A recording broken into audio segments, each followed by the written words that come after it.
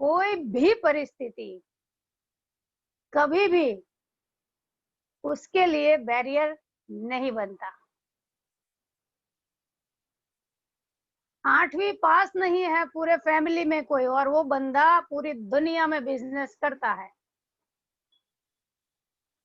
गुजराती और हिंदी, गुजराती अच्छा बोलते हैं, हिंदी टूटा फूटा बोलते हैं, पर फिर भी वो सफल बिजनेसमैन है। हमें सबसे पहला बैरियर क्या लगता है? चैट बॉक्स में लिखो आप।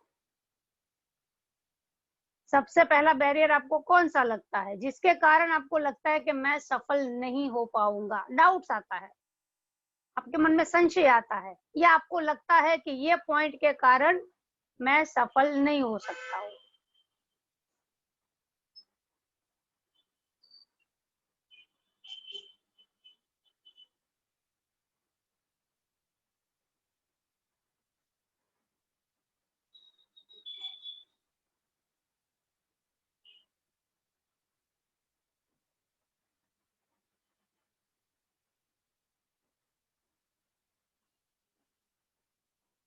हाँ, आपने जितने भी पॉइंट लिखे हैं ना, या लिख रहे हैं, आज से 18 साल पहले इसमें से एक भी मेरे पास नहीं था।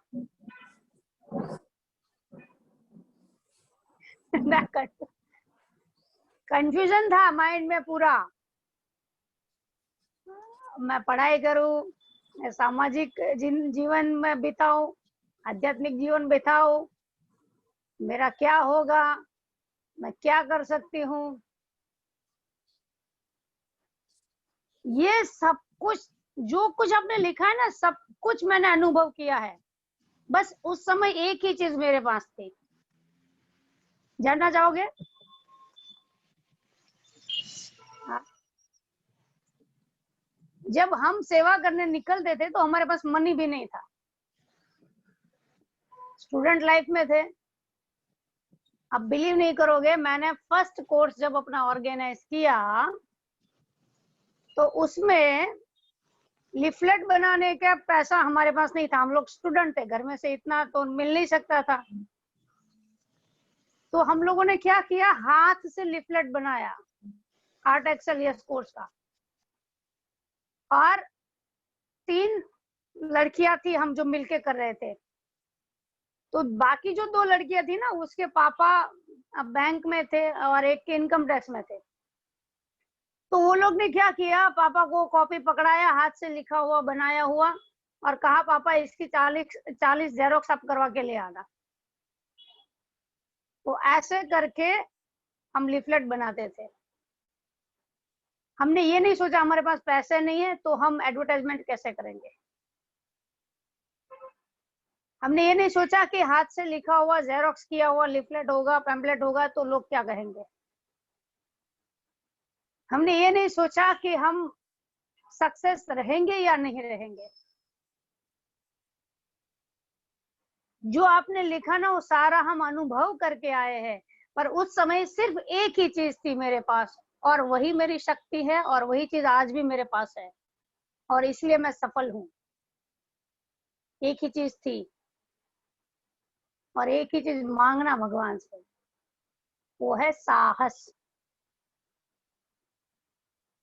सफल होने का सीक्रेट है साहस होना चाहिए, और ये मंत्र गीता में दिया है।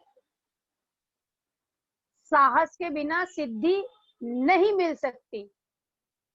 आपके पास कितना भी पैसा है, आपके भीतर साहस ही नहीं है, क्या करोगे?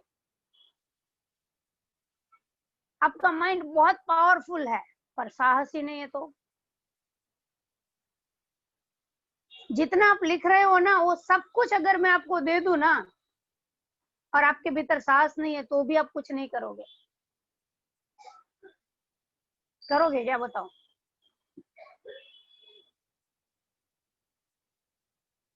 तो सबसे पहला भीतर साहस होना चाहिए।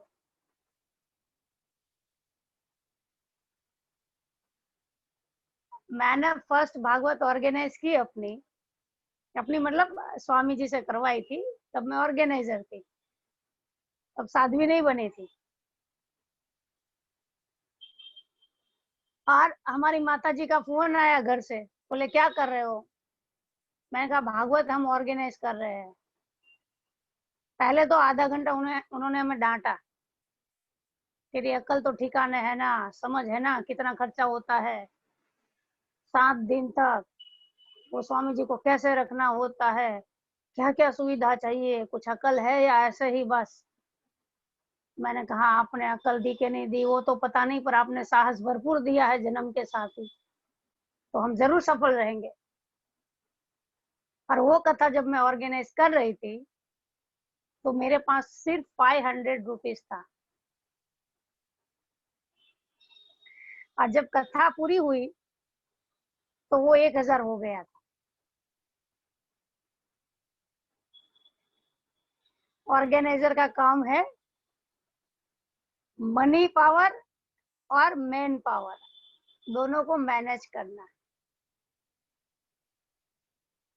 सफल ऑर्गेनाइजर वही है जो कम से कम ना के बराबर खर्चा करे।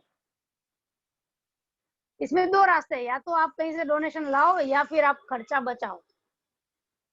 तो मेरा हमेशा यही रहा खर्चा बचाने का। उस कथा में 2500 लोग सुनने आए थे और 2500 लोगों को आखिरी दिन खाना भी खिलाया था, और उस कथा का खर्चा 0 था। क्यों? क्योंकि लोगों को सुनना था, तो सारा कुछ लोगों ने मैनेज किया। किसी के पास अच्छा माइक सिस्टम था, उसने लगा दिया। किसी के पास पंडाल का सुविधा था, उसने पंडाल लगा दिया। किसी ने स्टेज बना दिया। और भोजन भी पूरे गांव से सामान इकट्ठा करके उन्हीं लोगों ने किया। तो अगर ये आपको बैरियर लगता है कि पैसे नहीं है तो कैसे सफल रहेंगे,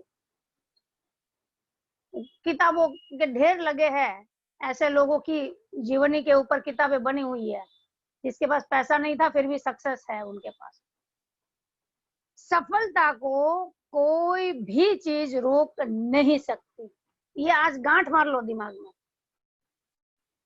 गुरु जी ने जब किया आर्ट ऑफ लिविंग संस्था, कुछ नहीं था। जब डिसीजन लिया कि मुझे एक संस्था खोलनी है, तब वो रेलवे प्लेटफॉर्म पे खड़े थे, उनके पास सिर्फ 2 टिकट थी, 2 जगह जाने की, और कुछ नहीं था।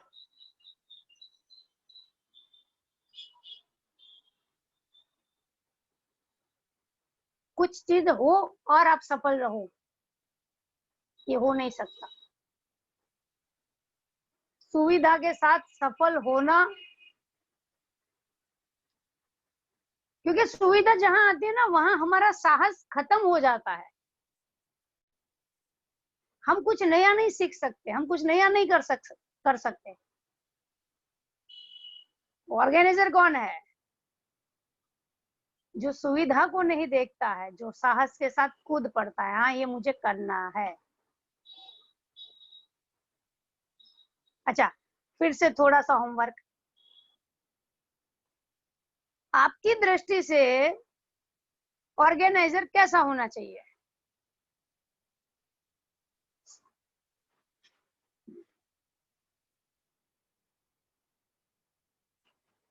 या तो ऐसा कहो कि आपकी दृष्टि से ऑर्गेनाइजर के अंदर कौन कौन से गुण होने चाहिए?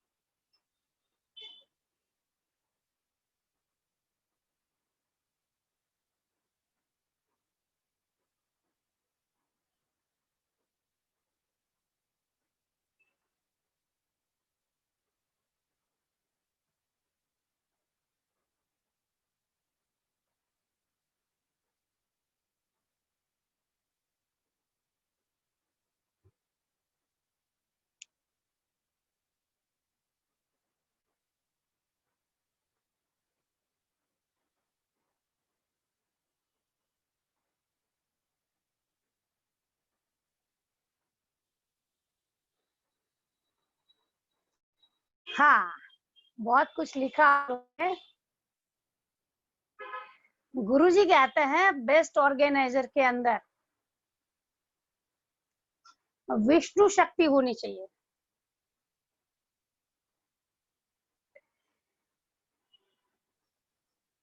मैनेज करना है,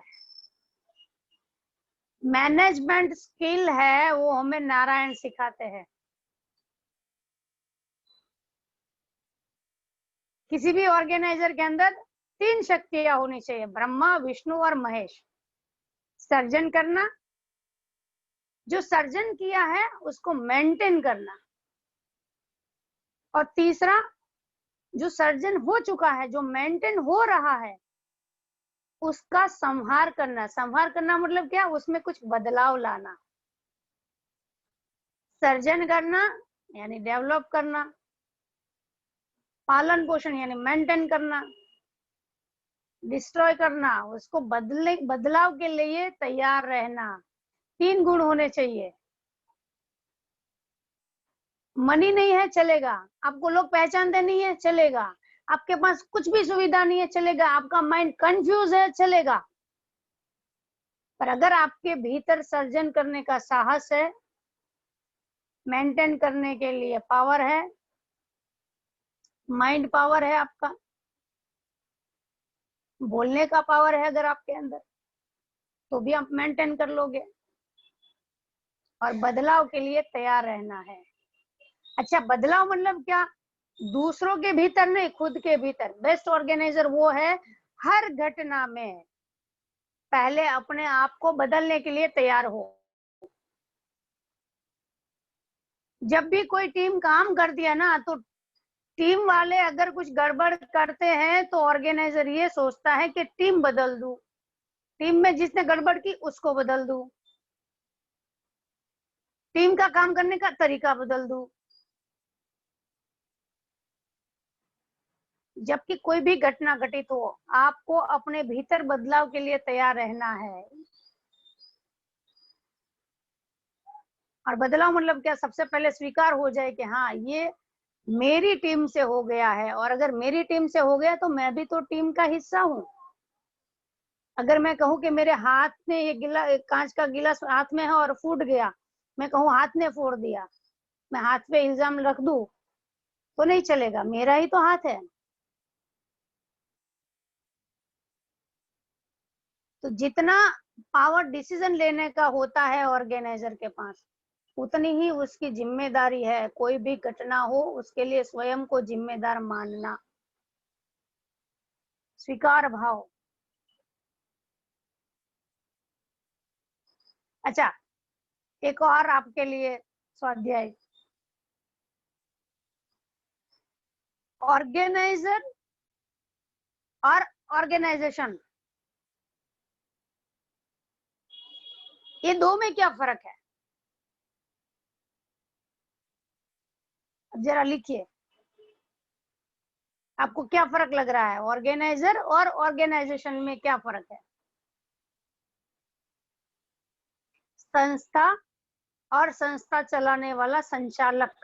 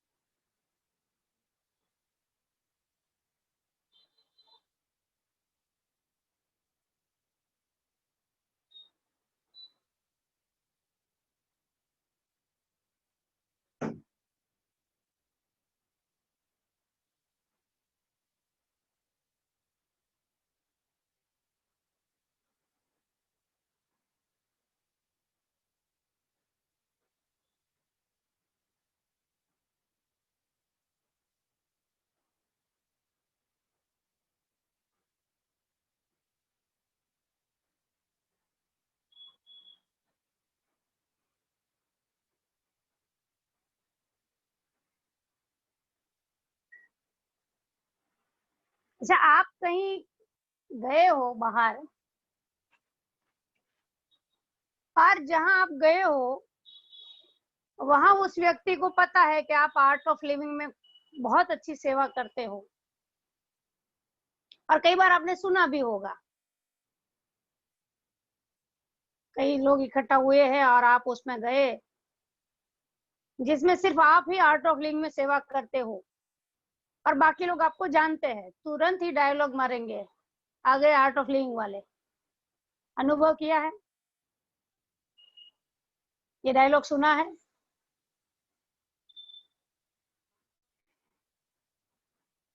तो आप में और आर्ट ऑफ लिविंग में, आप में और संस्था में कोई अंतर है क्या?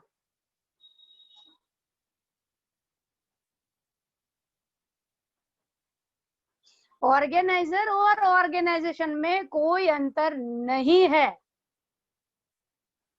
जब हम सफल रहते हैं तो हम कहते हैं हमने किया, हमारी संस्था। और जब हम सक्सेसफुल नहीं रहते हैं तब हम वहां ऑर्गेनाइजेशन को अपने से अलग समझते हैं। यस, तो ये हमारी गलती है। हर एक व्यक्ति जो जिस लक्ष्य के साथ जुड़ा है वो लक्ष्य उसका हो जाता है। जैसे आर्ट ऑफ लिविंग का छोटा सा वॉलंटियर्स भी कहीं खड़ा है तो वो आर्ट ऑफ लिविंग ही वहां खड़ा है।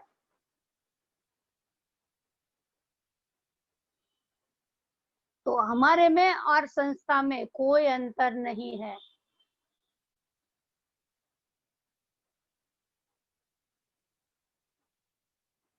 अच्छा, ये संस्था का स्थापना क्यों होता है, ऑर्गेनाइजेशन का जरूरत क्यों है? फिर से लिखिए जरा।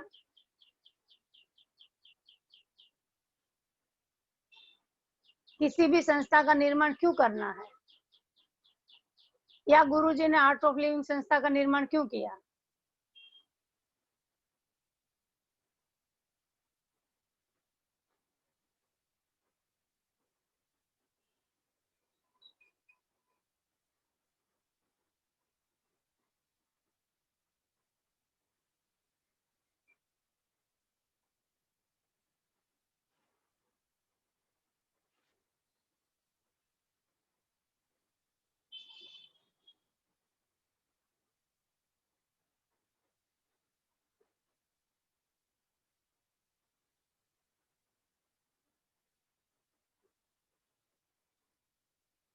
अच्छा, आप जितने लोग मुझे सुन रहे हो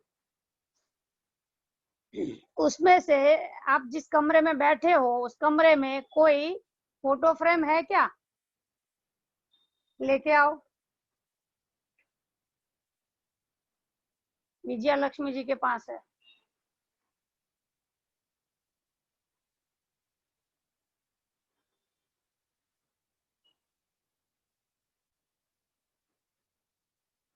सबके आंसर बहुत सुंदर है, मैं पढ़ रही हूँ। सबसे बेस्ट ऑर्गेनाइजर का गुण यही है, वो सुनता सबकी है, करता अपनी है।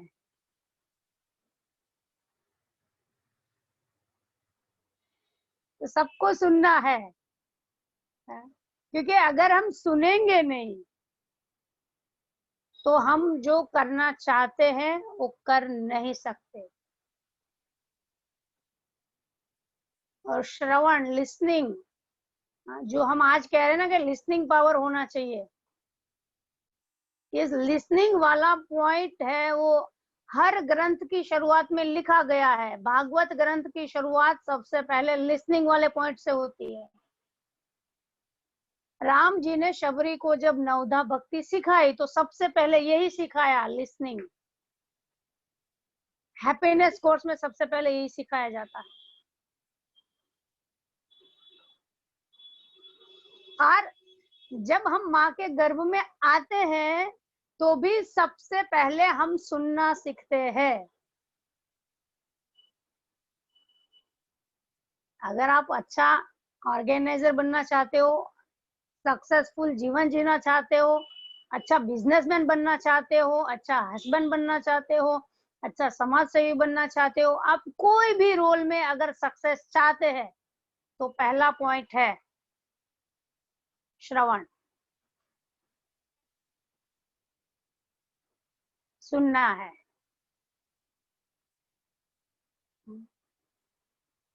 सुनने की कला सीखनी पड़ेगी। और लास्ट पॉइंट भी है श्रवण। इंसान शरीर छोड़ता है उसके बाद 12 दिन तक सुनता है, हमारे ग्रंथों में लिखा है ये।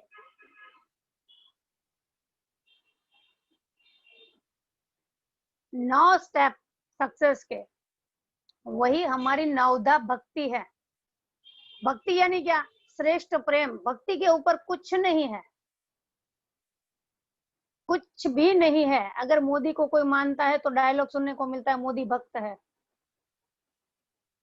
आया ना? भक्ति के ऊपर कुछ नहीं है। श्रेष्ठ प्रेम पाना चाहते हैं वो, फिर समाज से हो, परिवार से हो, सृष्टि से हो, यहाँ तक कि भगवान से भी। तो उसका पहला पॉइंट है लिसनिंग, श्रवण। दूसरा है मनन, सुनते सुनते मनन करना है। तीसरा है निधिध्यासन, जो सुन रहे हैं जिसके ऊपर मनन किया है उसको प्रैक्टिकल करना पड़ेगा। जैसे मैंने कहा कि किसी के कमरे में फोटो फ्रेम है क्या, सबने मनन उसी पल कर लिया और आंसर भी दे दिया यस या नो, तो फोटो फ्रेम आ गया।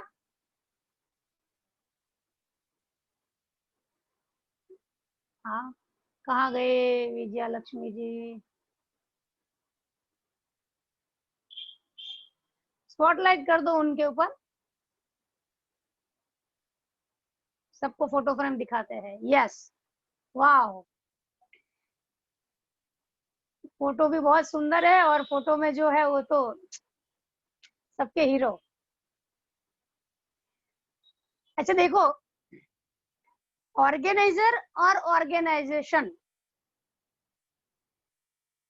एक ऑर्गेनाइजर है वो ही ऑर्गेनाइजेशन का स्थापना करता है, वही बनाता है। वो फ्रेम दिखाइए, आप फ्रेम दिखाइए, स्पॉटलाइट में आपका ही रखिए। हाँ हाँ, अब इसमें तो हमारे ऑर्गेनाइजर ये स्वयं।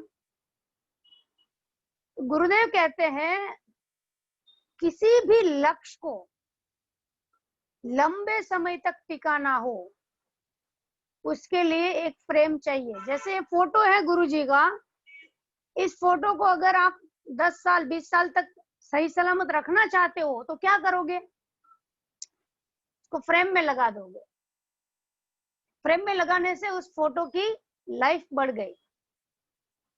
उसी तरह किसी भी लक्ष्य की लाइफ बढ़ाने के लिए, उसको लंबे समय तक रखने के लिए एक फ्रेम की जरूरत होती है। तो जो फ्रेम है वो ऑर्गेनाइजेशन है और फ्रेम के भीतर जो है वो ऑर्गेनाइजर है। अब गुरु जी का लक्ष्य क्या है?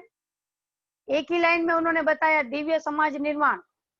हम सब जो भी कर रहे हैं, चाहे हम पर्सनल अपनी साधना करते हैं तो भी हम दिव्य समाज के लिए ही काम कर रहे हैं।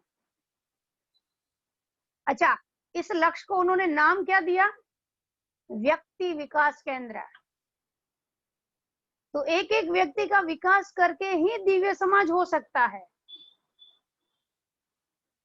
तो इस लक्ष्य को पूरा करने के लिए उन्होंने एक फ्रेम बना दी, उस फ्रेम को नाम दे दिया व्यक्ति विकास केंद्र। तो ये जो फ्रेम दिख रही है फोटो के आसपास, जो बाउंड्री है वो फ्रेम है। तो आर्ट ऑफ लिविंग कहो चाहे व्यक्ति विकास केंद्र कहो, ये हमारी फ्रेम है। इसके भीतर हम सब है, इसके बाहर नहीं है। हाँ? भीतर रह के हमें क्या करना है? अब चलेगा दीदी, अब रख दीजिए, कोई बात।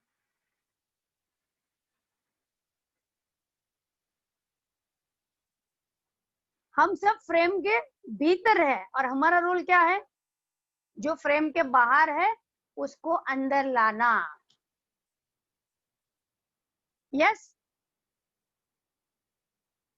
जो कहते हैं ना कि किसी भी कंपनी का सक्सेस कैसे नापते हैं, रेशियो क्या है कि भाई कितने लोग नए आए, कितने लोगों तक हमारा प्रोडक्ट पहुंचा। तो ये जो फ्रेम बना के दिया है, संस्था रूपी फ्रेम जो है, ऑर्गेनाइजेशन रूपी जो फ्रेम है, वो फ्रेम कैसा है? फिक्स नहीं है। हमारा गोल फिक्स है, पर उस फ्रेम को हम बढ़ा भी सकते हैं और उस फ्रेम को हम छोटा भी कर सकते हैं। इसका हमें फ्रीडम है। तो एक ऑर्गेनाइजर है, वो अपनी टीम को फ्रीडम देता है। और किसके लिए फ्रीडम देता है? अपनी जो फ्रेम है उसको बढ़ाने के लिए, लक्ष्य बदलने के लिए नहीं। हम सबको फ्रीडम है, हम कितने भी लोग आर्ट ऑफ लिविंग में जोड़ सकते हैं, पर जो लक्ष्य है दिव्य समाज निर्माण, उसको नहीं बदलना है। लक्ष्य एक ही है, गोल हमारा एक ही है। चाहे एक छोटा सा वॉलेंटियर्स हो, चाहे टीचर हो, चाहे सन्यासी हो, चाहे गुरुदेव हो, सबका लक्ष्य क्या है? एक ही है, दिव्य समाज निर्माण।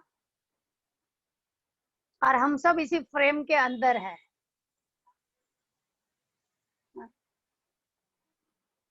और हमें अंदर रहते हुए बाहर से अंदर लोग लाने हैं और अपनी फ्रेम को बढ़ाना है।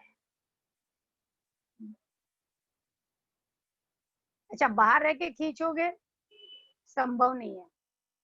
ये फ्रेम ऐसी है जिसमें अंदर रह के सपोर्ट करना है।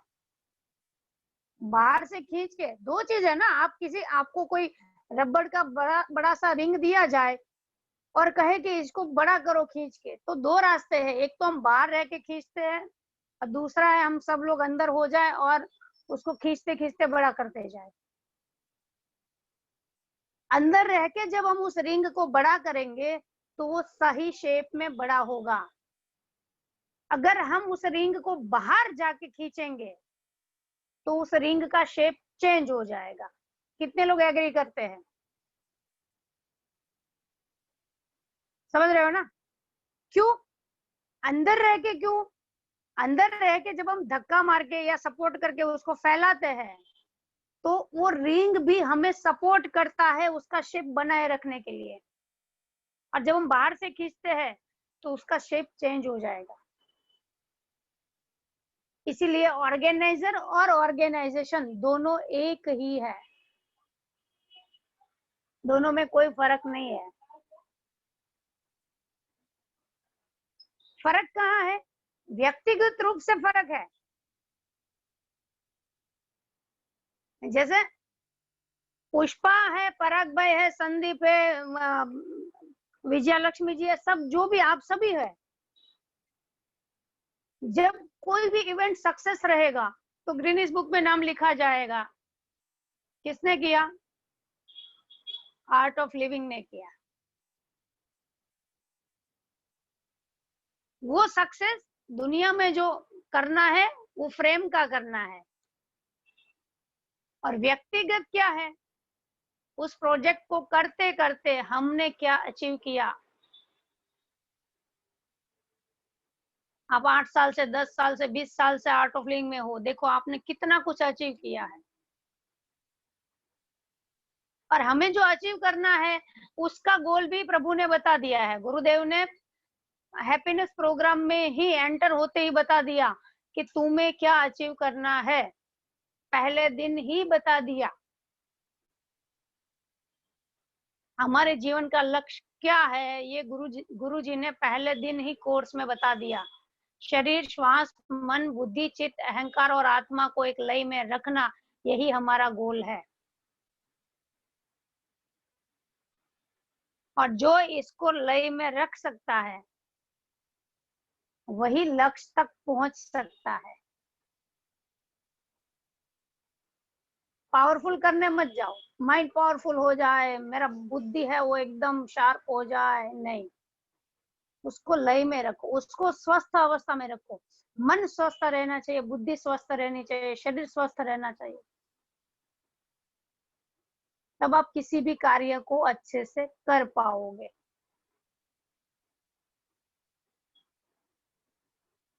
तो स्व को देखना है और संस्था का डेवलपमेंट करना है। हम चाहते हैं कि हमारा डेवलपमेंट हो और संस्था को हम देखते रहे।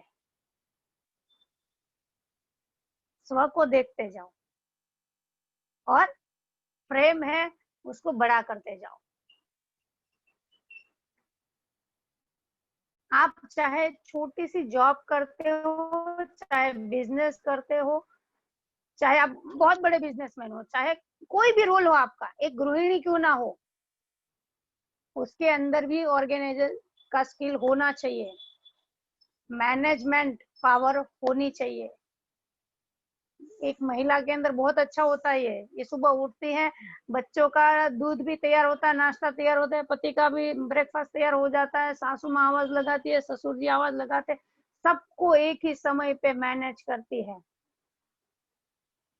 उसी तरह आप जो भी रोल निभाते हो उसमें आप हर रोल को मैनेज करते हो।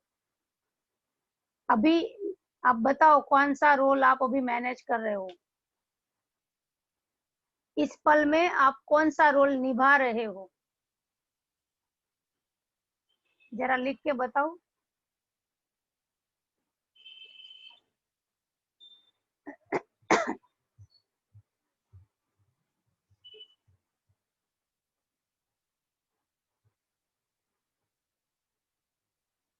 अच्छा, इस पल की बात कर रहे हैं हम। हाँ, इस पल में आपका कौन सा रोल है?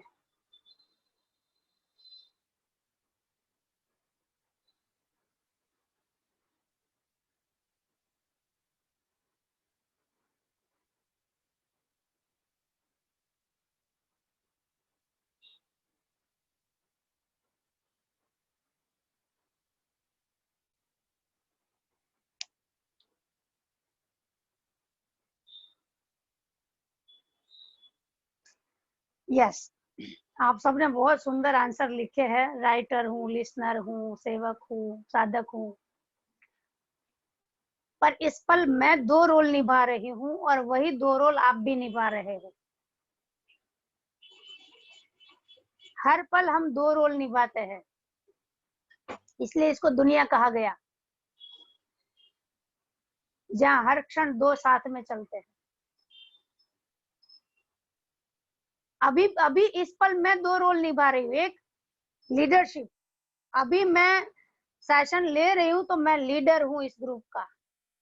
यस, और उसके साथ साथ मैं फॉलोवर्स हूँ श्री श्री का। ये दोनों रोल चल रहे हैं मेरे साथ अभी।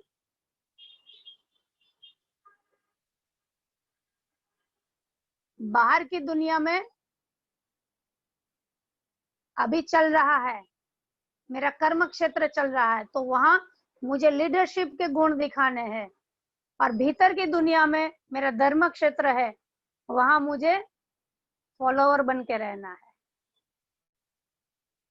हर शब्द को बोलने से पहले मुझे अवेयरनेस रखनी है कि ये मेरा नहीं है, संस्था का है। ये लोग मुझे नहीं सुन रहे हैं, ये संस्था को सुन रहे हैं, श्री श्री को सुन रहे हैं। ये लोग सुनते सुनते मेरा मार्किंग नहीं करेंगे, ये लोग सुनते सुनते श्री श्री का मार्किंग कर रहे हैं, संस्था का मार्किंग कर रहे हैं। कितना सीखे हैं गुरुजी से, क्या सीखे हैं फील्ड वर्क से। तो अभी आपका भी दो रोल चल रहा है। अभी आप लोग क्या कर रहे हो? अभी फॉलोवर्स हो, मुझे फॉलो कर रहे हो, मुझे सुन रहे हो। पर सुनते सुनते आपके भीतर जो क्वालिटी डेवलप हो रही है, उस क्वालिटी को कहेंगे लीडरशिप क्वालिटी। जो कुछ आपने सुना है, सीखा है, उसको अप्लाई भी तो करना है। जैसे ही एक बहू का रोल है, एग्जाम्पल के तौर पे एक बहू का रोल है, तो बहू का रोल निभाते निभाते वो सीख रही है सांस कैसी होनी चाहिए। एक बेटा है, वो बेटे का रोल निभाते निभाते सीख रहा है पिता का रोल कैसा होना चाहिए। और गड़बड़ वही है, हम अपने रोल को नहीं देखते, हम सामने वाले को रोल को ही देखते हैं। पिताजी ने कुछ कह दिया, तुरंत बेटा कहेगा आपको पता ही नहीं है। आपको ऐसा नहीं कहना चाहिए था। भाई तुम तो बेटे के रोल में हो, तुम्हें कैसे पता चला कि पिता का रोल क्या है? और ये हर जगह हम यही करते हैं, हमें जो रोल दिया गया है उस रोल में क्या करना है ये हम नहीं अवेयर, इसकी अवेयरनेस नहीं रखते। हमारे से ऊपर वाले का रोल क्या है, उसने क्या गड़बड़ कर दी, उस पे हम ज्यादा ध्यान रखते हैं। बेस्ट ऑर्गेनाइजर है ना, वो अपने रोल पे ध्यान देता है, मेरा रोल क्या है, अभी मुझे कितना सपोर्ट करना है, मुझे कितना मजबूत रहना है, मुझे कितना अपना एफर्ट लगाना है, मैं कहाँ गड़बड़ी कर रहा हूँ, मैं कहाँ ठीक हूँ, मुझे कैसे मैनेज करना चाहिए, मेरा रोल क्या है। और कोई भी ऑर्गेनाइजेशन टूटता है ना, उसके पीछे यही कारण जिम्मेदार होता है कि हम अपना रोल भूल जाते हैं, हम अपने से ऊपर वाले के रोल को ज्यादा देखने लगते हैं कि उसने क्या किया, क्यों किया। हमें अपना रोल निभाना है जिस स्थान पे हम हैं, और हमसे जो ऊपर के स्थान पे है उसके रोल को हमें फॉलो करना है, तभी आप वो स्टेप चढ़ पाओगे। एक बेटा है, वो अपना रोल अगर सही से निभाएगा और पिता का रोल कैसा है ये सीख लेगा, तभी तो वो जब पिता बनेगा तब वो सक्सेसफुल रहेगा, नहीं तो वही गलतियां वो करेगा जो उसके पिताजी ने की थी। तो बेस्ट ऑर्गेनाइजर है वो अपने रोल पे ध्यान देता है, मेरा रोल क्या है। और सबका जो व्यक्तिगत रोल है उसी से पूरे टीम का सक्सेस है वो तय होता है। तो फिर हम दो रोल निभा रहे हैं, एक हम टीम के रूप में है और दूसरा हमारा पर्सनल एक रोल है। गोल में भी ऐसे ही होता है, जैसे ऑर्गेनाइजेशन का जो लक्ष्य है वो एक लक्ष्य अलग है और हमारा पर्सनल टारगेट, पर्सनल लक्ष्य हमारा अलग है। जैसे गुरु जी का दिव्य समाज निर्माण है, वो लक्ष्य है। दिव्य समाज मतलब जहां पे भी समाज है, जहां पे भी व्यक्ति है, पूरी दुनिया आ गई इसमें। पर इसमें हमारा रोल क्या है कि भाई चलो हम इतना तो कर सके कि दिव्य समाज में हम हमारा शहर दिव्य बना दे। इतनी क्षमता नहीं है, चलो हम हमारा मोहल्ला दिव्य बना दे। तो कोई भी कार्य को जब आप लेते हो, किसी भी आयोजन में जब आप जुड़ते हो, तो आपके दो संकल्प होते हैं, एक व्यक्तिगत और एक सामूहिक। सामूहिक जो संकल्प है वो व्यक्तिगत संकल्प से ही पूरा होता है। टीम की जरूरत इसलिए है कि जो सामूहिक संकल्प है उसको हम सहजता से सफल रूप से प्राप्त कर सके, इसीलिए टीम का संकल्प जरूरी है, टीम वर्क इसीलिए जरूरी है। जैसे मैंने कहा कि भाई ये सामूहिक जो संकल्प है हमारा, इसमें हम चाहते हैं कि 500 लोगों को हम जोड़े कथा में। तो ये एक पूरे समूह का संकल्प हो गया। क्यों? क्योंकि जिन लोगों को मेरी बात पसंद आई वो सब जुड़ते गए, तो एक सामूहिक संकल्प हो गया। और कौन जुड़ा? जिसको ये संकल्प पूरा करने में इंटरेस्ट है, जो समझते हैं कि हाँ हम इसको पूरा कर पाएंगे। पर जुड़ने के समय ये नहीं सोचा था कि 500 लोग मुझे अकेले को ही लाने हैं, कैसे लाऊं। ये पता है पूरी टीम के लिए है ये। गोवर्धन भगवान ने कहा उठा लेंगे, और सबने बोला हाँ उठा लेंगे। हाँ? अब उठाया तो भगवान नहीं था, पर सबने अपनी लठ लगाई। ये टीम वर्क है। देखो टीम वर्क अगर सीखना है ना तो कृष्ण भगवान से सीखो। ये टीम वर्क है, गोवर्धन उठा के उन्होंने टीम वर्क दिखाया। करने वाला एक ही है, पर संतुष्टि सबको मिली कि हाँ मैंने भी उठाया है।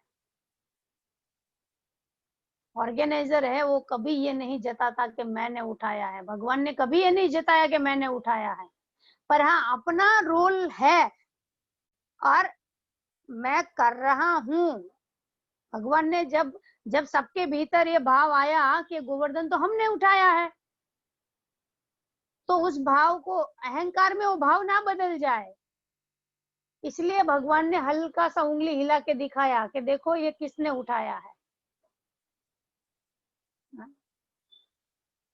तो जब भगवान हल्का सा उंगली हिलाते हैं तो समझ लेना कि वो हमें अहंकार से बचा रहे हैं। अहंकार नहीं आना चाहिए कि ये मैंने किया, नहीं, मैं थी इसलिए हो गया, ये भी नहीं।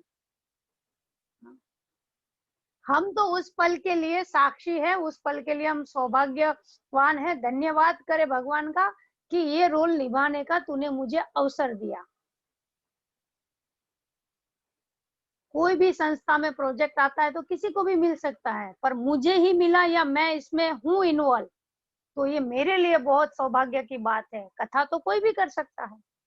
मैं जब भी कथा करती हूँ ना, अपने आप को धन्य भागी समझती हूँ कि भगवान तूने मुझे ये अवसर दिया, तो किसी को भी दे सकता था। जो भी सेवा मिली है ना, उसके लिए धन्य भागी हो जाओ कि आपको पसंद किया गया है। जितने भी लोग अभी सुन रहे हो ना, आप लोगों को पसंद किया गया है,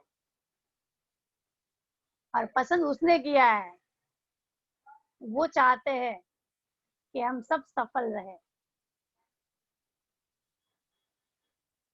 हर पल दो रोल निभाना है, फॉलोवर्स का और लीडर का। कहीं पे भी आप खड़े हो ना, आप दो रोल निभा रहे हो। कुछ भी बोल रहे हो तो भले ही आप वहां लीडर हो, पर आप श्री श्री के फॉलोवर्स हो। ये दोनों साथ में चलते हैं। अच्छा, मानो कि मेरे सामने कौन बैठा है, कृष्णा जी। जो लोग हॉस्टल में रहे हैं उनको पता होगा, हॉस्टल के दिन थोड़े याद कर लो। हॉस्टल में कैसा होता था, बिंदास रहते हैं लोग। हाँ, कपड़े इधर उधर फैले पड़े हैं, टॉवेल कहीं पड़ा है, किताबें कहीं पड़ी है, कमरा पूरा मस्त बिखरा हुआ है। हाँ, अच्छा, मानो आपका कमरा तीसरी मंजिल पे है, और आपको पता चला कि 2 मिनट में ही, अभी वो जो क्या बोलते हैं उसको, ऐसा हॉस्टल जो देखते हो, अनम्यूट करके बोलिए रितु जी।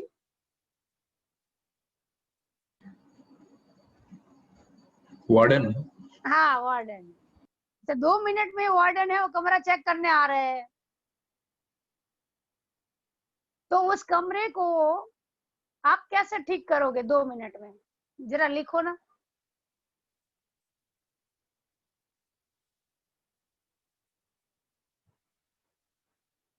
जरा लिखिए ना, कैसे ठीक करेंगे बेड के नीचे।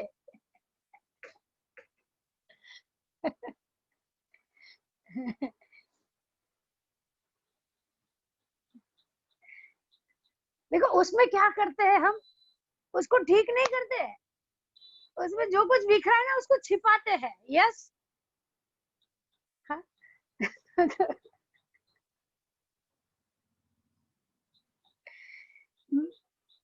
ऐसी स्थिति जब आ जाती है हमारे सामने, इमरजेंसी आ गई है, हाँ? और अपना सम्मान बचाना है, अपनी इंप्रेशन बनानी है, हाँ? तो क्या करे, तो हम क्या करते हैं, हम सब कुछ छिपाने लगते हैं। तो बेस्ट ऑर्गेनाइजर है ना, वो कहते हैं ना कि भाई कचरा है वो कारपेट के नीचे जाने दो बस। ये वाला गुण नहीं होना चाहिए। समझ रहे हो? ये हमने ऑर्गेनाइज नहीं किया, हमने छिपाया।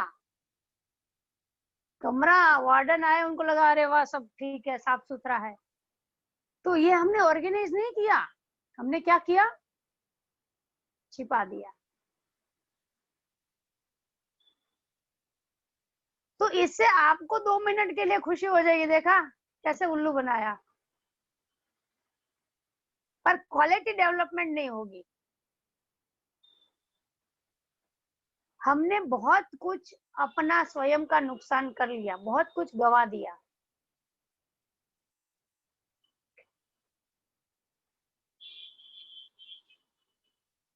ऑर्गेनाइजर आप बने हो किसी भी कार्यक्रम को, किसी भी प्रोजेक्ट को अगर आप हाथ में लेते हो तो आपको अपनी क्वालिटी मेंटेन करनी है, अपनी क्वालिटी डेवलप करनी है। बहुत सारे लोग हैं जो मुझे 18 साल पहले भी देखे थे और आज भी देख रहे हैं, इसमें भी बैठे हैं अभी सेशन में कई लोग। तो आपकी क्वालिटी में फर्क आना चाहिए। कोई भी प्रोजेक्ट आप लेते हो उसमें सक्सेस कितना मिला वो स्वयं आप जांच कर सकते हो। कैसे? स्वयं को देखो। प्रोजेक्ट लेने से पहले आपकी मानसिक स्थिति, प्रोजेक्ट लेने से पहले आपकी बौद्धिक स्थिति, प्रोजेक्ट लेने से पहले आपकी बोलने की स्थिति, प्रोजेक्ट लेने से पहले आपके सुनने की स्थिति, प्रोजेक्ट लेने से पहले आपकी देखने की स्थिति, आपका नजरिया, ये सब कुछ देखो। और वो प्रोजेक्ट लिया, पूरा हुआ, उसके बाद फिर ये सब कुछ देखो।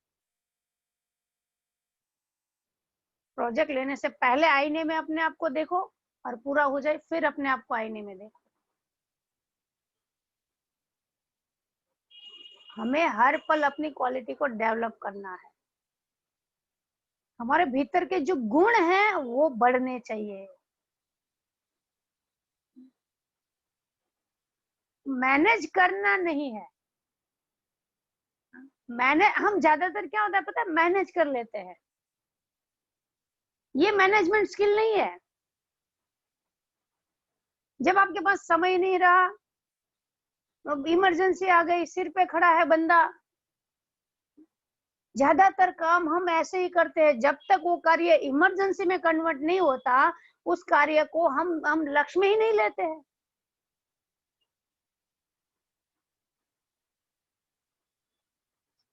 ये रूटीन जीवन में भी करते हैं हम। तो इमरजेंसी आए उससे पहले जो हम एक अच्छी तरह से उसको वेल ऑर्गेनाइज करके चलते हैं लाइफ को, उसे उसे मैनेजमेंट कहते हैं। हमें फायरमैन नहीं बनना है, आग लगी है फिर बुझाने जाओ। हमें आग को लगने ही नहीं देना है। ये काम ऑर्गेनाइजर का है। किसी के मन में आग लगाना ये काम नहीं है। किसी के मन की आग को बुझाना ये भी काम नहीं है। हमें काम ऐसे करना है किसी के अंदर आग लगे ही नहीं। यस।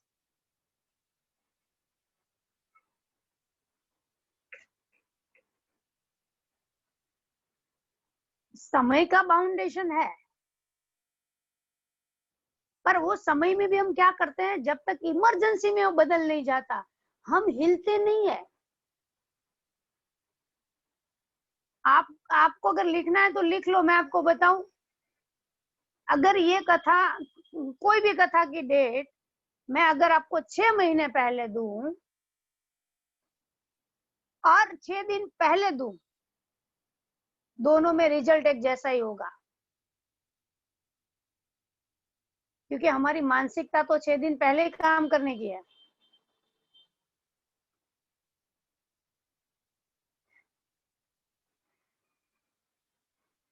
छह महीने पहले डेट मिल जाए तो भी आप उन्हीं लोगों का संपर्क करोगे जिनके बारे में सोच रखा है, और 6 दिन पहले डेट दूं तो भी आप उन्हीं लोगों का संपर्क करोगे जिनके बारे में आपने सोच रखा है।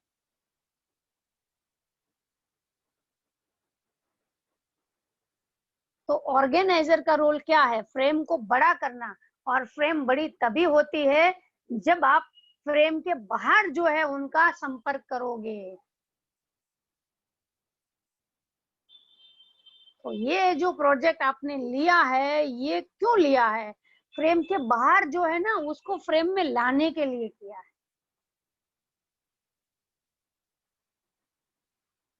जिन्होंने 3 बार कथा सुन ली है वो तो मैसेज देख के ही आ जाएंगे, पर जो आर्ट ऑफ लिविंग को नहीं जानते हैं, रोल, ये गोल तो हम सबका यही है ना।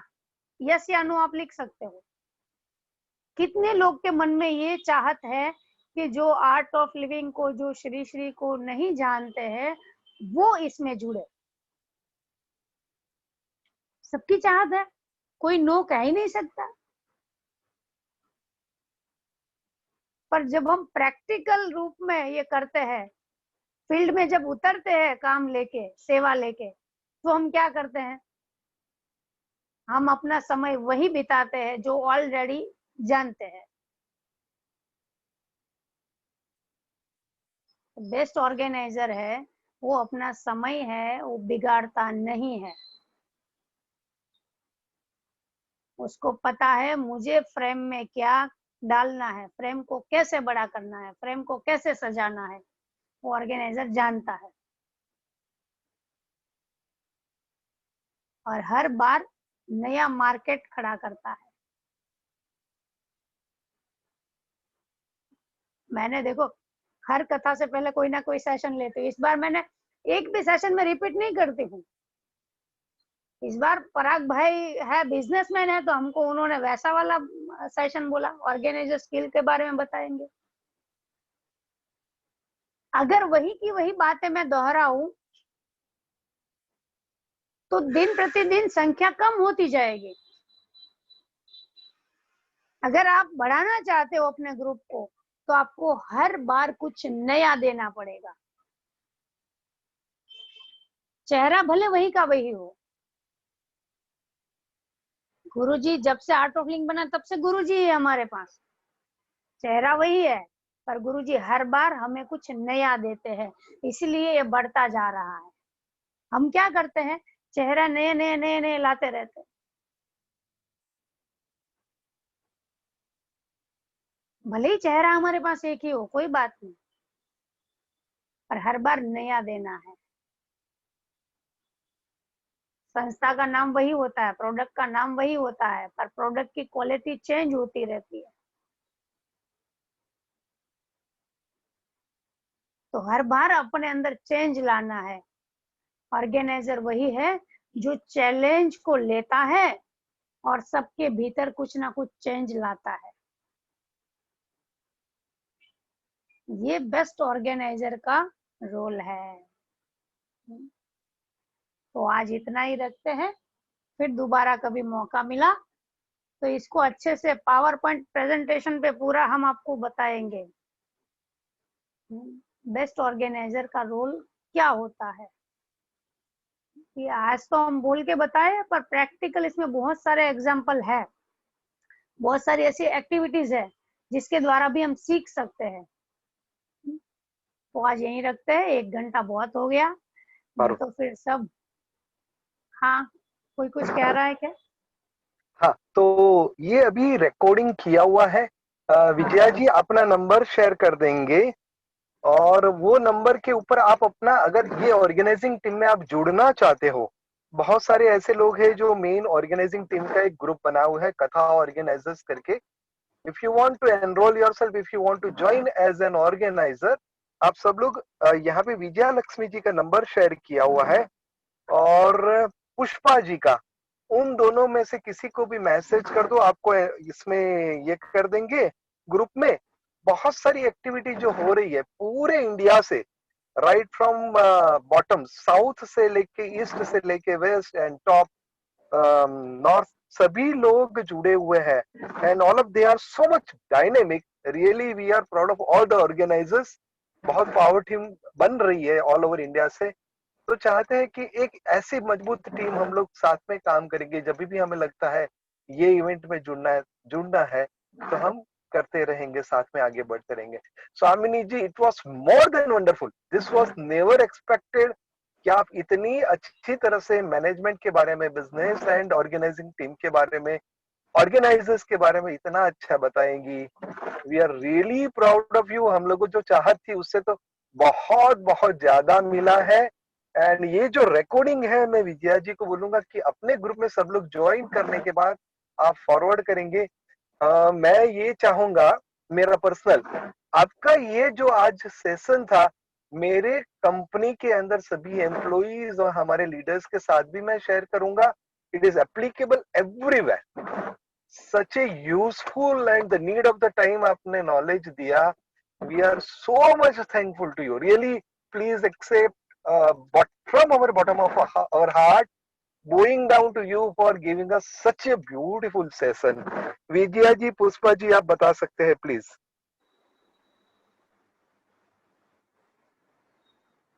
इसको जब नेक्स्ट टाइम समय मिलेगा, हम आपको एक, मेरे माइंड में अभी चल रहा है, हर एक देवी देवता है ना मैनेजमेंट स्किल सिखाते हैं, तो अभी मैं उसको एक अभी मेरे दिमाग में है, इसको मैं पूरा तैयार करके फिर जब भी मौका मिलेगा, गणेश जी हमें क्या सिखाना चाहते हैं, शिव जी क्या सिखाते हैं, देवी क्या सिखाते हैं, कैसे हम ऑर्गेनाइजर बने, कैसे हम मैनेजमेंट स्किल डेवलप करें, सृष्टि को पूरा मैनेज करते हैं, वो शक्तियां हमें सिखा रही है ना। तो ऐसा मेरा अभी चल रहा है, एक थीसिस मैं अपना खुद का कर रही हूँ, हर देवी देवता को रिलेटेड हमारे लाइफ में सक्सेस हम कैसे पाए, क्योंकि हमारे सक्सेसफुल आइडियल वही सब है ना। गणेश जी बेस्ट बिजनेसमैन है, कल से गणेश चतुर्थी शुरू हुई, गणेश जी सबसे बेस्ट बिजनेसमैन है, सक्सेसफुल। एक ही पॉइंट पे मैं बताऊं आपको, जो भी बड़ा व्यक्ति होता है ना, पैसा भरपूर होता है उसके पास, अभी जो टॉप के 100 दुनिया के टॉप के 100 मिलियनियर्स है, उनको आप पूछोगे ना कि क्या खाते हो, कोई भी नहीं कहेगा कि दिन में 4 बार लड्डू खा सकता हूँ। पैसा है पर खा नहीं सकते। गणेश जी ऐसे है जिनके पास रिद्धि सिद्धि है, लाभ शुभ है, तुष्टि पुष्टि है, संतोष है, और वो एक परात भर के पूरे दिन में लड्डू भी खा सकते हैं। ये सक्सेस है। शरीर का स्वास्थ्य बना रहे और आप सक्सेसफुल बिजनेस बनो, ये सच में आपने कुछ किया। तो इसके ऊपर अभी मैं बना रही हूँ, जब भी मौका मिलेगा करेंगे। हमारे देवी देवताओं को हम बताएंगे क्या है वो सुपर पावर, क्या होता है वो बताएंगे, है ना। ठीक है, फिर तो आप अपना अनुभव बताना चाहो तो बता सकते हैं। Please tell us about Bhagavad Katha, dates and timing, everything in elaborate. हाँ, तो सबको पता है ना भागवत का, तो हाँ, हर बार कुछ नया होता है भागवत में। इस बार हमारी इच्छा है कि हर घर में भागवत जी का स्थापना हो। जैसे आप भागवत बिठाते हो, 2-3 लाख का खर्चा हो जाता है, और इतना खर्चा करने के बाद भी भागवत जी हम पंडाल में, मंदिर में, हॉल में, जहाँ पे भी कथा रखते हैं वहीं बिठाते हैं। अब इसमें सबसे अच्छा अवसर ये है कि हम अपने घर में बिठा सकते हैं। 7 दिन भागवत जी का पोथी पूजन का अवसर हमें अपने घर में ही मिल रहा है। ये सबसे बड़ी बात है ये, कि हम 7 दिन उनकी सेवा अपने घर में ही कर सकते हैं। और जब भगवान स्वधाम जा रहे थे तब उन्होंने बोला है कि मेरा सारा तेज, जो कुछ मुझ में है वो सारा इस भागवत में है, जो कुछ भी मेरी शक्ति है वो सारी शक्ति भागवत में है। तो उस वांगमय स्वरूप है भगवान का, जिसको हम 7 दिन पूजन कर सकते हैं, अर्चन कर सकते हैं, अपने जीवन में उतार सकते हैं। श्रवण, मनन, निधिध्यासन सब कुछ 7 दिन में होने वाला है। तो सब जुड़िए, और सब लोग, मैं तो ये कहूंगी कि ये सुंदर अवसर है। 2100 रुपया कोई बड़ी वो चीज नहीं है। आप, मैं तो अपने रिलेशन में जितने हो सबको आज से ही वो करवाना शुरू कर रही हूँ। 2100 रुपये में घर में ही पोथी पूजन हो जाए 7 दिन, और कथा श्रवण हो जाए 7 दिन, ये तो बहुत बड़ी बात है। सबको जोड़ो, है ना। और जिसको आप जोड़ोगे ना, मैं सच बताऊं, वो आपको जीवन भर थैंक्स कहता रहेगा, जीवन भर कहेगा।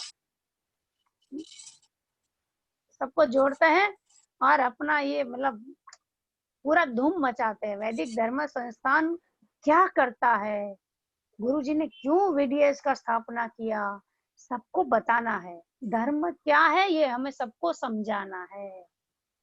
यस, तैयार है सब? स्वामिनी जी, और 21,000 5,000 उनके बारे में भी बताएंगे, मेन यजमान। हाँ, अपने पास देखो, मुख्य यजमान, उप यजमान, सह यजमान और कलश यजमान, ऐसे 4 कैटेगरीज रखी है। मुख्य यजमान है, उसका 21,000 है। जो दे सकते हैं वो दिल खोल के देते ही है ना। फिर जिनका इच्छा है पर थोड़ा मैनेज करना पड़ता है, बजट देखना पड़ता है, तो उनके लिए 5,000 और 2100 का भी हमने ऑप्शन रखा है। हम चाहते हैं हर घर में भागवत जी का पूजन हो, हर घर में भागवत जी पहुंचे। हाँ? और 301 हमने कलश का रखा है, तो आप घर में कलश स्थापना करा के भी आप कर सकते हो, इसका लाभ ले सकते हो। तो ये 4 कैटेगरीज हैं, सबके लिए है। जैसे मुख्य यजमान हो गए तो उनको हम 7 दिन पूजा का लाभ देंगे, वो 7 दिन पूजा करेंगे। जो उप यजमान और सह यजमान बनते हैं उनको हम पहले दिन पोथी स्थापना, लड्डू गोपाल जी को पंचामृत से अभिषेक, ये सब कुछ करवाएंगे। जैसे पंडाल में पूजा होती है वैसे ही आपके घर में होगी। और आखिरी दिन पितृ तर्पण के साथ हम समापन करेंगे, तो वो पूजा भी आप कर पाओगे। फर्क इतना है, जो मुख्य यजमान है वो 7 दिन उनके घर पे ऑनलाइन पूजा कराएंगे, जो उप यजमान, सह यजमान और कलश यजमान है उनको पहले दिन और आखिरी दिन पूजा कराएंगे। आरती है वो सभी यजमान रोज कर सकते हैं, उसमें कोई बाउंडेशन नहीं है ना। अच्छा,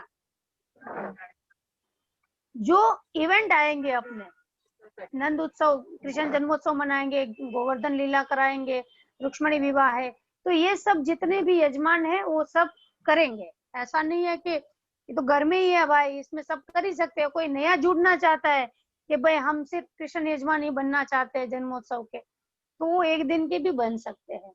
ये भी एक ऑप्शन हमने रखा है ना। कहते हैं ज्ञान है तो गुरु से जब हम लेते हैं तो ऐसे ही नहीं लेना चाहिए, उसके बदले में कुछ देना चाहिए। तो हमारे पास ज्ञान के बराबर क्या है? कलयुग में तो ज्ञान के बराबर हम धन को समझते हैं। बराबर मतलब क्या, हम कितना महत्व देते हैं। हम धन को बहुत महत्व दे रहे हैं आजकल। तो जो कुछ हमारे पास महत्व का है, सबसे ज्यादा जो हमें महत्व का लगता है उसी का दान करना चाहिए। तो इसीलिए ये यजमान वाला ऑप्शन इसलिए रखा है कि हम अपने जो कुछ महत्व का है, जिसे हम कहते हैं कि ये खास है मेरे जीवन का, वो छोड़ना चाहिए। तो इसलिए थोड़ा सा धन देके, है ना, हम अपना सम्मान है वो प्रकट करते हैं, हम अपने संस्कार को प्रकट करते हैं। अच्छा, दूसरी एक बात, ये जो कथा का तारीख है ना, बड़ा महत्वपूर्ण है। सुखदेव मुनि ने जिस दिन परीक्षित को कथा सुनाना प्रारंभ किया था, वही तिथि को इस बार हम कथा कर रहे हैं, उसी तिथि से हम शुरू कर रहे हैं। तो ये बहुत अच्छा एक अवसर है। और लास्ट डे पे पितृमास है, तो हम पितृओं का तर्पण का पूजा कराएंगे। पितृ तर्पण आप घर पे बैठे ही पंडित जी ऑनलाइन आपको तर्पण विधि करा देंगे। मतलब तृप्त करना, तर्पण करना मतलब पितरों को तृप्त करना। और पितृ हमारे तृप्त कब होते हैं? जब उनको पसंद है वैसा कार्य हम करते हैं। तो जो शरीर छोड़ के गए हैं ना, उनको 2 ही चीज पसंद है, ध्यान और ज्ञान। वो चाहते हैं कि हमारे बच्चे ध्यान और ज्ञान में रहे, इसीलिए लोग कथा बिठाते हैं। हाँ, पितृ इससे तृप्त होते हैं, इनके पास देह नहीं है पर वो तरंगों को अनुभव कर सकते हैं। तो जब हम ज्ञान में रहते हैं, जब कथा सुनते हैं, तो हमारे अंदर से पॉजिटिव वाइब्रेशन निकलते हैं, उस वाइब्रेशन को वो अनुभव कर सकते हैं। पूरा ब्रह्मांड है वो तरंगों को अनुभव करता है। तो इसलिए सुंदर सा अवसर है, अब सब जुड़ जाओ, ऑलरेडी जुड़ ही गए हो, पर इसको एक बड़ा मेगा वो करते हैं। हाँ, ठीक है ना। कृष्णा जी को कुछ पूछना है? कृष्णा जी आप पूछ सकते हैं कुछ, आपका हाथ ऊपर है। हाँ बोलिए कृष्णा जी, अनम्यूट करके मुझे आंसर मिल गया। अच्छा आंसर मिल गया। नहीं, आंसर मिल गया तो हाथ जो ऊपर है उसको सैल्यूट करना चाहिए, उसको हाथ ऊपर ही रहा है तो पता नहीं चला। और किसी को कोई क्वेश्चन है तो? हाँ, और कुछ कहना चाहता है कोई तो कह सकता है। सर जी ने हाथ ऊपर किया है सर। तो कुछ हाँ जी, पूछना बोलिए, है तो अनम्यूट करके बोल दीजिए। जय गुरुदेव दीदी। हाँ। दीदी मेरे को ये मतलब क्या कहूँ, मेरे को एक प्रॉब्लम है। जैसे हाँ। कोई भी चीज होता है, हम अगर उसे कहीं भी सर्कुलेट करते हैं तो हाँ। जैसे आपका अगर कोई चीज हम सर्कुलेट कर रहे हैं किसी और ग्रुप में, तो लोग निकाल देते हैं, लोग फोन करके हमें उल्टा सीधा बोलते हैं। देखो, मैंने इसका आंसर मैंने टॉक में दे दिया, मैंने दिया ना। तो फ्रेम के अंदर है उसको मत बताओ, फ्रेम के बाहर है उसको बताओ। मैं सुन नहीं पाई, मैंने बाद में ज्वाइन किया। हाँ, मैंने इसका आंसर दे दिया था मैंने ये कहा था जो फ्रेम में है ना उसको मत बताओ, जो फ्रेम के बाहर है उसको बताओ। हाँ, आप, मैं ये कहूंगी कि आप 1000 लोग तक पहुंचो, मैंने ये नहीं कहना है, मैं ये कह रही हूँ आप सिर्फ 5 लोगों को जोड़ो, पर वो 5 लोग कैसे हो, जो नॉन आर्ट ऑफ लिविंग से हो, तो आप अपना नया ग्रुप क्रिएट कर पाओगे। आप क्यों दूसरे ग्रुप में जाओगे, कोई हम क्यों आर्ट आपको ऑफ लिविंग से निकालेगा। काम कर रहे हैं या यहाँ पर बिजनेस हाउस चल रहा है? अरे लोग देखो, ऐसे एक दूसरे को इसमें काट खाने को दौड़ते हैं, नहीं जैसे आर्ट नहीं ऑफ नहीं, लिविंग में वो जब इसमें क्लासेस इसमें मत पढ़ो, पैसा मिल इसमें रहा है। मत पढ़ो। देखो भाई, 2 चीज थी। इट इज लुक, इट जब इज जब लाइक महाभारत, आप सुनो सुनो ने सुनो, मेरा आप, अरे आप मेरा मुझे सुनो, आप, आपके सारे आंसर हम दे देते, आप मुझे सुनो। हाँ, जब महाभारत का युद्ध हुआ ना, तो कृष्ण जी की सेना है ना वो सामने खड़ी थी, कृष्ण जी के साथ नहीं खड़ी थी। तो सेना हमेशा सामने होती है, हमें ये देखना है हम कहाँ खड़े और हमारे साथ कौन खड़ा है। हाँ, आप जहाँ खड़े हो ना वहाँ गुरुजी आपके साथ है, बस टीम को छोड़ो। आपके साथ गुरुजी खड़े हैं ना, आपकी पूरी टीम गुरुजी है। वो तो है। हाँ, हम क्यों हिल जाते हैं, क्योंकि हमारा जो गोल है ना वो अचीव नहीं होता, इसलिए हम हिल जाते हैं। आपका एक ही गोल है, आपके चेहरे की मुस्कान नहीं जानी चाहिए। गुरुजी यही चाहते हैं, सफलता यही है कि कुछ भी हो हमारे चेहरे की मुस्कान ना जाए। लोगों के स्वभाव के कारण हम अपना स्वभाव क्यों बदले। आपका स्वभाव उग्र होना नहीं है, ये मुझे पता है, पर लोगों की हरकतों से आप उग्र क्यों हो रहे हो, आप अपना स्वभाव क्यों बदल रहे हो। आपका स्वभाव तो मुस्कुराना है, आप मुस्कुराइए। आप आर्ट ऑफ लिविंग में है इसलिए मुस्कुराइए। यहाँ पे कोई ग्रुप से निकालता है ना तो भी मुस्कुराना है, अच्छा हुआ भला छूटी। कोई ग्रुप में डालता है तो भी मुस्कुराना है, अरे वाह देखो मेरा सम्मान बढ़ गया। आप बिलीव नहीं करोगे, मेरे पास सबसे कम ग्रुप है, अगर आप मेरा फोन चेक करोगे ना, और ये इतने ग्रुप बने हैं ये भी लॉकडाउन के कारण। बाकी मेरे फोन में 2 ही ग्रुप थे, हमारा सन्यासी का जो ग्रुप है स्वामी लोगों का वो, और एक ऑफिशियल सन्यासी, 2 ही ग्रुप है मेरे फोन में। और कोई मुझे जैसे ज्वाइन करता है ना मैं निकल जाती हूँ। भाई क्यों हम अपने आप को परेशान करें, हम अपने मन को ठीक रख सकते हैं, औरों के मन को हम ठीक नहीं कर सकते हैं। हाँ, है ना। और आप अपना स्वभाव याद रखो, हर एक को मैं कहूंगी हमारा स्वभाव मुस्कुराना है, हमारा स्वभाव उगना नहीं है। आज ही सारे ग्रुपों से एग्जिट करती हूँ। देखो ये भी नहीं करना है, चलने दो, साक्षी भाव में रहो, नहीं तो उनको लगेगा इनको बुरा लग गया। कुछ भी नहीं, हमें कुछ दिखाना ही नहीं है, हमारे पास क्या है ये दिखाना नहीं है, हमें वो जी के सिखाना है। गुरुजी ने कभी नहीं दिखाया, वो जी के दिखाते हैं, है ना। Thank you so much. जय गुरुदेव स्वामी जी। जय गुरुदेव। अच्छा, मुझे एक पॉइंट मन में आया कि हाँ। आपने बोला कि ये हम सबको बोलेंगे जो हमारे आर्ट ऑफ लिविंग के बाहर के ग्रुप के हैं। हाँ। तो उनको हम अभी ये तो हम लोग फोन से ही बोलेंगे या मैसेज से बोलेंगे।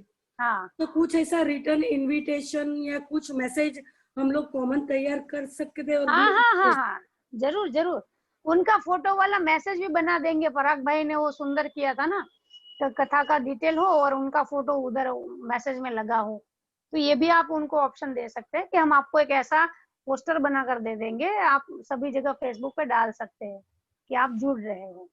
अच्छा, उसमें हम ये हाँ। यजमान वाला बोला है वो लिख सकते हैं, वो सिर्फ मुंह से बोल सकते हैं? नहीं, आप बोल के बताओ, है ना। बोल के, ओके। हाँ, क्योंकि प्रूफ देने में क्या है, किसी का मन ठीक है किसी का ठीक नहीं है ना। तो आप उनको इनवाइट करो और लास्ट में बोलो कि आप इसमें जुड़ना चाहेंगे क्या, यजमान का आप प्रसाद ग्रहण करना चाहेंगे क्या, एक सुंदर अवसर है यजमान बनना, ऐसे कह के उनको बोलो। तो जिसका इंटरेस्ट होगा वो आपको पूछेगा ही कि इसमें हम कैसे करें, है ना।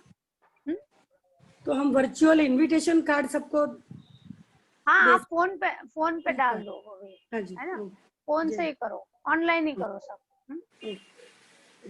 हाँ, और कुछ। रविंदर भैया आप कहाँ से है? गुरुजी के दिल से तो है ही, पर वैसे कहाँ से है? दीदी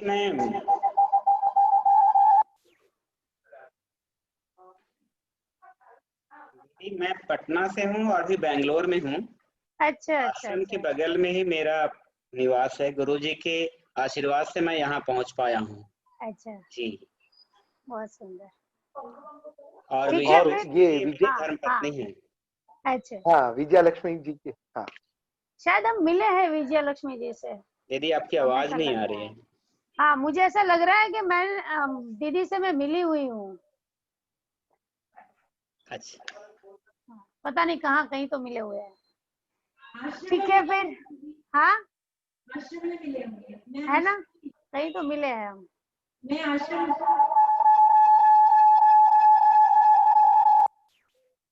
ठीक है फिर, और कोई कुछ कहना चाहता है? हाँ, जय गुरुदेव स्वामिनी जी।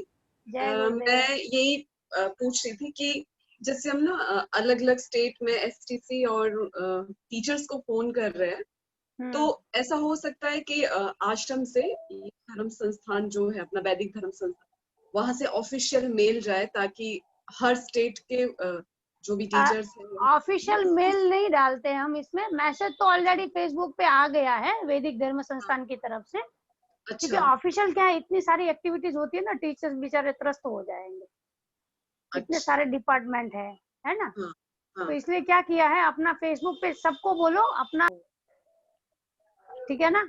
हाँ हाँ, उनको हम इनवाइट करेंगे, एक बार दो बार मैसेज छोड़ दिया, एक आध दो बार कॉल कर दिया, ठीक है ना। पर हमारी सफलता का राज यही है कि हम कितने नए लोगों तक पहुंचते हैं। हम्म, और ये इसलिए हमने किया है, जहाँ पे भी हमने कथाएं की है ना, वहां पे टीचर्स के कोर्स बहुत अच्छे निकल रहे हैं। क्यों? क्योंकि नए लोग आते हैं कथा सुनने ना। तो ये करो, नए लोगों को लाओगे ना, कथा सुनने के बाद मैं सच में कहती हूँ वो हैप्पीनेस में जरूर आएंगे। तो ये अपना एक इंट्रो टॉक है, ऐसा समझ लो। भागवत है ना, वो पूरे सभी कोर्स का इंट्रो टॉक इसमें आ जाता है। कथा दौरान हम बता देते हैं सहज समाधि क्या है, उपनयन क्या है, इंट्यूशन प्रोसेस क्या है, आर्ट एक्शन क्यों करना है, डीएसएन क्यों करना है, एडवांस क्यों करना है। हर कोर्स का टॉक इसमें आ जाता है ना। तो हाँ, टीचर्स को आप बोल सकते हैं, वो एक बार दो बार बोल दिया ठीक है, पर कोई भी कार्य गुरुजी देखो कंपलसरी नहीं कराते हैं, है ना। हाँ, ये फ्रीडम देते हैं। ऑर्गेनाइजर का गुण ये है कि वो फ्रीडम देते हैं, किसी को बाउंडेशन नहीं देना है। अपना लक्ष्य पूरा करने के लिए गुरुजी ने दिव्य समाज निर्माण का लक्ष्य पूरा करने के लिए देखो आज तक हम में से किसी को बांधा नहीं है कि इतना तो करके देना पड़ेगा, किसी को नहीं कहा है, सबको फ्रीडम दिया है। तो हमें अपने गुरु से ही सीखना है, गुरु कैसे काम कर रहे हैं वैसे ही हमें करना है ना। ठीक है दीदी। हाँ मैं हैदराबाद से बात कर रही हूँ। हाँ हाँ। Mother expired 1 year back. हम्म 1 साल हो गया, और 1 साल होने के बाद भी during lockdown 1 year got completed. So we could invite any ब्राह्मण पंडित जी, और कुछ दान दक्षिणा कुछ भी नहीं दे सके थे उस दिन बहुत रोई मैं। तो anything which I can do now through online, even now also if I invite Brahmin also, they think a lot during this corona period. So nothing, ये no देखो, ये formalities. सुंदर अवसर है भागवत का। आपको पता है जो वीडीएस में जो भी डोनेशन आप देते हो, वो जो हमारे वेदा बॉयज जो पढ़ाई कर रहे हैं अभी, जितने भी गुरुकुल चल रहे हैं, वो सभी गुरुकुलों को इसी से मैनेज किया जाता है। और गुरुकुल चलाना मतलब क्या पता है, इसमें हम बच्चे से कुछ ले नहीं सकते हैं, उल्टा हमें बच्चे को स्टाइपेंड देना पड़ता है हर महीने। जितने भी गुरुकुल है अपने आर्ट ऑफ लिविंग के, उसमें बच्चे को खाना, रहना, कपड़े, किताब सब कुछ हम दे रहे हैं। और सिर्फ वैदिक ज्ञान ही नहीं, वो स्कूल में पढ़ते हैं, उसका जिम्मेदारी भी हम हमारे संस्था के ऊपर है। और ऊपर से उसको हर महीने उसके पेरेंट्स को पैसा भेजना पड़ता है, स्टाइपेंड भेजना पड़ता है। तो ये सुंदर अवसर है, आप यहाँ पे दीजिए। एक आप तो ब्राह्मण का भविष्य बनाओगे इसमें, है ना, एक पंडित का भविष्य बनेगा। तो अगर कोई आपसे पूछता है तो आप ये बता सकते हो कि हमारा जो भी डोनेशन है वो वेद पुराण का जो प्रचार प्रसार करने के लिए जो पंडित तैयार होते हैं, जो बच्चे पढ़ाई कर रहे हैं, उनका जीवन बनाने के लिए हम दे रहे हैं, है ना। तो ये सुंदर अवसर है, आप इसमें कर दो। पितृलोक रीच करने के लिए कुछ और करना पड़ेगा? नहीं, भागवत से ऊपर कुछ नहीं है, सबसे ऊपर ये क्या भागवत में कहा है, श्राद्ध से भी जिसकी मुक्ति नहीं होती, श्राद्ध से भी जो तृप्त नहीं होते हैं वो भागवत से तृप्त हो जाते हैं, ये भागवत में लिखा हुआ है। 3 पीढ़ी तृप्त नहीं हुई थी, तो 3 पीढ़ी जब भागवत सुनी, भागवत सुनने के बाद उसकी 3 पीढ़ी तृप्त हो गई। तो ये सबसे बेस्ट यही है। हाँ, ये भागवत पुराण, भागवत कथा बिठाना मतलब भगीरथी गंगा, गंगा जैसे अवतरित करके लाए थे, उतना कठिन कार्य है ये। मैं कहती हूँ कई बार 3 पीढ़ी का पुण्य इकट्ठा होता है तो आपके मन में सोच आती है भागवत सुननी चाहिए। तो जब 5 पीढ़ी का पुण्य इकट्ठा होता है तो मन करता है भागवत बिठाओ, और 7 पीढ़ी का पुण्य इकट्ठा होता है तब जाके आप भागवत बिठा सकते हो। ये ऐसे ही नहीं होता है। हाँ, तो ये 7 पीढ़ी का पुण्य है, ये जो आपको ये अवसर मिल रहा है ना, ये गुरु की कृपा से मिल रहा है ना। She went with a lot of suffering of mental torture and physical torture, Didi. So the soul is not a relaxed soul.